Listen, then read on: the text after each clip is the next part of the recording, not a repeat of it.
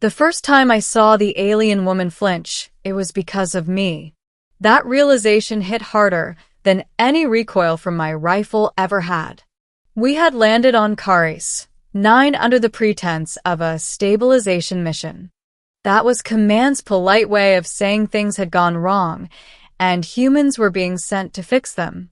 The planet's dominant species, the Varelians, were tall, long-limbed, with iridescent skin that shifted colors with their emotions. They had once ruled half their system, but decades of internal conflict had reduced them to fractured city-states. I was assigned as a liaison escort, a glorified guard meant to follow one of their diplomats while negotiations took place.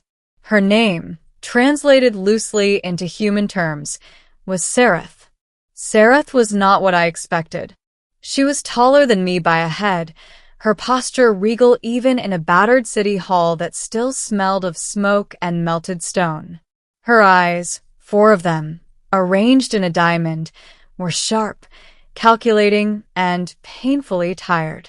She wore ceremonial armor, thin and decorative, a symbol of authority more than protection.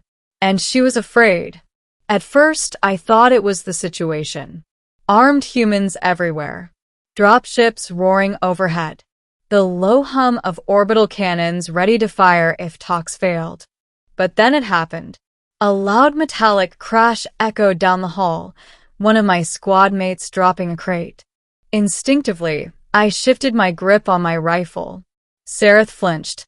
Not a subtle reaction, either. Her shoulders drew in, her skin flashing a dull gray-blue, the Varelian color of fear, and her eyes snapped toward me. For a fraction of a second, she looked like she expected pain. I froze. I had been trained to read body language across dozens of species, but nothing in the briefings mentioned this. Diplomats didn't flinch like civilians. Leaders didn't brace themselves when their allies moved. Apologies, I muttered, lowering my weapon slightly. She didn't respond. Slowly, her skin returned to its usual deep violet, but the damage was done. I had seen something I wasn't supposed to. The talks dragged on for hours. Accusations flew. Old grudges resurfaced. Human commanders pushed for compliance, disarmament, oversight. The Varelians pushed back, bitter and defensive. Through it all, Sereth remained composed, translating, negotiating, bending without breaking. But every time a human voice rose too sharply, every time boots stomped too close, she tensed. By the time we were dismissed, my thoughts were a mess. I found her later on a balcony overlooking the ruined city. Fires still burned in the distance, casting orange light across fractured spires. She stood alone, hands resting on the railing. "You shouldn't be here," she said without turning. Her voice was softer now, stripped of ceremony. "I know," I replied, "but I wanted to apologize." That got her attention. She turned, eyes narrowing. "For what?" "For making you flinch." Silence stretched between us. The city hummed below, a wounded thing refusing to die. "Humans are abrupt," she said carefully. "It is not your fault." "That's not an answer," I said. "You weren't reacting to noise. You were reacting to me." Her skin flickered, colors shifting too fast for me to interpret. Finally, she exhaled a long, controlled breath. "Before your species arrived," she said, "my people believed strength meant dominance. Our leaders ruled through fear. Disobedience was corrected." I didn't interrupt. "When the wars began," she continued, "those methods intensified. I was chosen as a negotiator because I could endure them, because I learned when to anticipate pain." The words landed like a physical blow. "You're saying—" "I am saying," she interrupted, eyes locking onto mine, "that when you moved your weapon, my body remembered what leadership used to mean." Anger surged up my spine, hot and sharp, not at her, At the idea that someone like Sereth, measured, intelligent, trying to save her people, had been treated like that. "I won't hurt you," I said, before thinking. Her eyes widened slightly. "You cannot promise that." "I can," I insisted. "I'm not here to dominate you or your people. I'm here to make sure no one else gets the chance." She studied me for a long moment, as if weighing the truth of my words. "Humans are strange," she finally said. "Your kind wields terrifying power, yet you speak of restraint as if it is strength." "It is," I replied. "We learned the hard way." The next day, everything fell apart. A rogue Varelian faction launched an attack on the negotiation site, hoping to frame humans and reignite full-scale war. Explosions ripped through the lower levels. Alarms screamed. Smoke choked the halls. I found Sereth pinned beneath fallen debris, her armor cracked, skin flashing panic gray.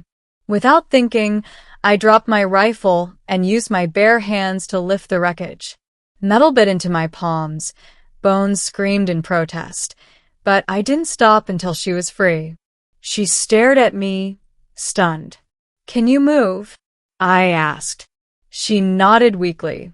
We ran, me shielding her with my own body as blasts echoed behind us.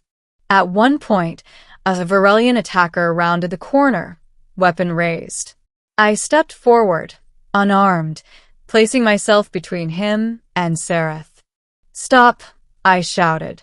The attacker hesitated, confused by a human refusing to fight. That hesitation was enough for security forces to arrive and disarm him. When it was over, the building lay in ruins, but the talk survived. Later, in the aftermath, Sereth approached me. Her armor was gone, replaced with simple robes. She looked lighter. "You flinched," she said quietly. I frowned. When the explosion went off behind you," she said. "You flinched, but you did not move away. You moved closer to protect me." I swallowed. "My people believed strength meant never showing fear," she continued. "But today I saw something different." "What?" I asked. "Strength," she said, "that chooses compassion even when afraid." She extended one long-fingered hand. After a moment, I took it. This time, she didn't flinch. And for the first time since we arrived on Caris 9, I truly believed we were doing more than enforcing peace. We were teaching it. The alien woman flinched. I froze. For a moment, I couldn't believe it. I had made her flinch. The Varelian negotiator, tall, regal, and deadly calm in every meeting, had reacted to me like a child startled by a shadow. Her skin pulsed dull gray blue, the color of fear, and her eyes, 4 of them, normally so unreadable, widened. I lowered my weapon. "Apologies," I muttered, heart hammering. She didn't respond. Hours later, when explosions rocked the city and rubble fell around us, I lifted debris off her with bare hands, shielding her even as alarm screamed. In that moment, she didn't flinch at me.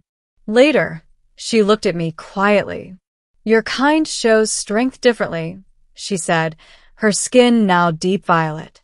"You flinched, but you chose to protect." I realized then that strength wasn't just power, it was compassion. And in that instant, as her hand brushed mine, I understood. Sometimes, the bravest act is simply to not let fear dictate your actions.